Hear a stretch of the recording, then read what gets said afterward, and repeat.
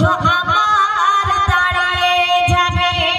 আজরাইল আলাইহিস সালাম যখন কোনো মানুষকে জাহান কবজ করতে আসবে, দেখবেন অনেক মানুষ মানে আমরা মাথার ধারে বসে কোরআন শরীফ পড়ি, কেউ মাথার ধারে বসে গালে পানি দিই, কিন্তু তখন সেই মাইয়াটার চোখ বড় বড় হয়ে যায়। কারণ আজরাইল আলাইহিস সালামকে দেখে সমস্ত মানুষ আমরা ভয় পাবো, কারণ তিনি এতই ভয়ঙ্কর। জমিনে দাঁড়ালে আসমানে মাথা থেকে যাবে, আর সাত সমুদ্রের পানি এনে তার মাথায় যদি ঢালা হয় এক ফোঁটাও জমিনে পড়বে না। আমি বলছি দেখো, দু চোখ আমার দাঁড়িয়ে যাবে, গালিতে পানি গড়াইবে।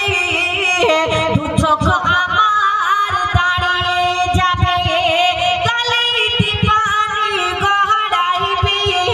পিপাসায় বুক ফেটে যাবে, খাবার রাস্তায় তালা দেবে। চোখের পানিতে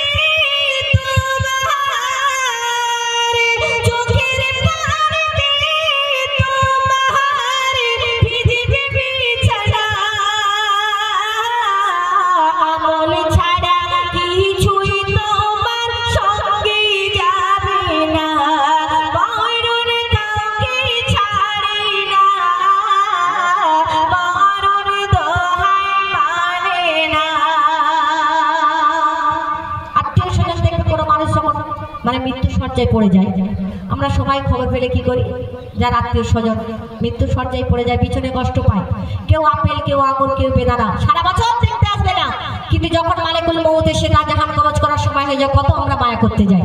কেউ আবে জাহান্নামের পানি, কেউ আপেল আঙুর দেয়, কিন্তু সেই মানুষটা চিৎকার করে বলতে থাকে, এ আমার আত্মীয় স্বজনেরা শোনা, আমার গালে পানি দিও না, কারণ আজরাইল আলাইহিস সালাম আমার বুকের উপর চড়ে বসেছে আমার জাহান কবজ করার জন্য।